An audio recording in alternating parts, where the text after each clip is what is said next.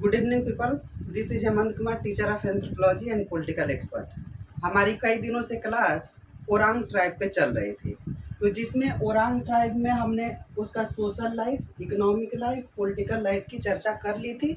और जो religious life है उसमें भी हमने काफ़ी हद तक चर्चा कर लिया था, परंतु कुछ कारणवश हमने इसको पूरा नहीं किया था। तो आज हम जानते हैं कि जो ताना भगत था वहाँ से हम शुरुआत करेंगे। और जो लोग ये रिलीजियस लाइफ और इसके ऊपर जितने वीडियो बने हुए हैं उसको नहीं देखे हैं तो आप जाके ज़रूर देख लेना। तो आज हम जो रिलीजियस लाइफ है उसमें ताना भगत की हम वहाँ से शुरुआत करते हैं। तो ताना जो भगत है उसका क्या महत्व है ये पिछले वीडियो में हमने बता दिया था, परंतु फिर हम एक बार बता देते हैं कि जो ताना भगत होते हैं वे सफ़ेद कपड़ा पहनेंगे, साग सब्जी खाएंगे, मांस मछली नहीं खाएंगे, दारू सिगरेट नहीं पिएंगे, और यहाँ तक कि वे किसी और समुदाय चाहे अपने ही किसी और कुटुंब के लोगों के हाथ से पानी और अन्य किसी भी खाद्य सामग्री का उपयोग वो लोग नहीं करेंगे। ये है ताना भगत की जो कहानी थी। और भी इससे बहुत आगे है, उसमें आप समझ लेंगे। और इसके साथ ही जो ताना भगत है वो इनका अनाकार देवता की ये लोग उपासक हैं और उनकी पूजा करते हैं। अब उसके साथ ही हम देखते हैं कि जो ताना भगत है इनका 10,000 का एक समूह होता है। मतलब एक ताना भगत अगर बना तो उसके साथ कितने लोग जुड़ेंगे? 10,000 ताना भगत जुड़ेंगे।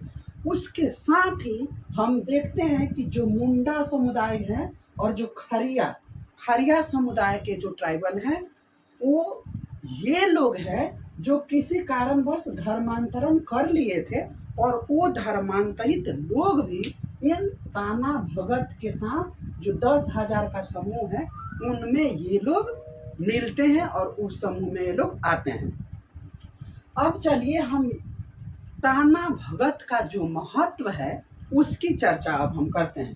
ताना भगत का महत्व यह है कि आदिवासी आंदोलन में से ये एक है।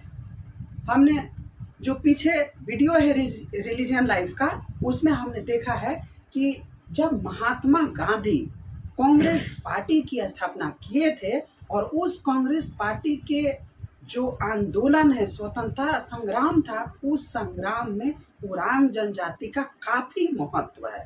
और उन लोगों ने काफ़ी बढ़ चढ़कर ओरांग ट्राइब ने महात्मा गांधी का सपोर्ट किया और महात्मा गांधी के साथ मिलकर उनके हक में जितनी लड़ाइयाँ थी उन लोगों ने लड़ा। और इसलिए हम कहते हैं कि ओरांग जनजाति से लेकर चाहे बाकी और भी कई आदिवासी समुदाय हैं उनका भी स्वतंत्रता संग्राम में बहुत योगदान था। स्वतंत्रता संग्राम में जो राजनीतिक मुख्य धारा के साथ ये लोग एकीकृत हुए थे और इनका मुख्य जो उद्देश्य था, इनकी मुख्य जो प्रॉब्लम थी उसके साथ ये लोग अपना लड़ाई लड़े और जहाँ जहाँ इनका सहयोग मिलना था वहाँ वहाँ इनका सहयोग मिला। उसमें इनका प्रभाव क्या पड़ा? ओरांग ट्राइब का प्रभाव क्या था? प्रभाव यह पड़ा कि कृषि संबंधी मुद्दे जो थे, जो किसानी का मुद्दा था, फसल के बीज का मुद्दा था, खेती का मुद्दा था, पानी का मुद्दा था, काफ़ी समय में इन लोगों का जो मुद्दे थे वो तो बहुत ही कठिन समय से गुजरा।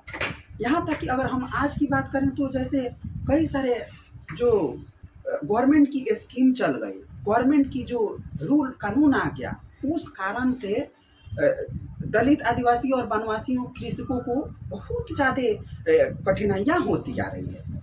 तो उस तरह कठिनाइयाँ जब आने लगी ओरांग ट्राइब के लिए तो उन लोगों ने सोचा कि देखो हमें तो अंग्रेज़ों से आज़ादी चाहिए ही, हमें तो आंदोलन करना ही पड़ेगा। इस तरह से इन ओरांग जनजाति ने महात्मा गांधी के साथ मिलकर काफ़ी क्रांतिकारी प्रभाव दिए और काफ़ी समय तक इन लोगों ने अच्छी महत्वपूर्ण भूमिका निभाई हमारे जो रिलीजियस लाइफ था उस विषय में। तो अब हमने यह देखा कि कैसे जो मुंडा है, बिरसा मुंडा जिनको हम लोग भगवान मानते हैं, जो आदिवासी हैं वो भगवान मानते हैं। उनकी बीजेपी की गवर्नमेंट आने के बाद काफ़ी उनके जो जन्म दिवस है और जो उनका डेथ एनिवर्सरी है उनको काफ़ी धूमधाम से मनाया जाता है। तो इस तरह से हमने देखा कि ओराम ट्राइब का जो रिलीजियस लाइफ है उसकी हमने आज चर्चा कर लिया। अब हम अगले क्लास में, अगले वीडियो में हम यह बात करेंगे जो ओराम ट्राइब है उसके कल्चरल लाइफ का, इनका कल्चर क्या है, इस विषय पे हम अगले वीडियो में बात करेंगे। तो आप सबने मुझे सुना, इसके लिए आप सबको बहुत बहुत धन्यवाद।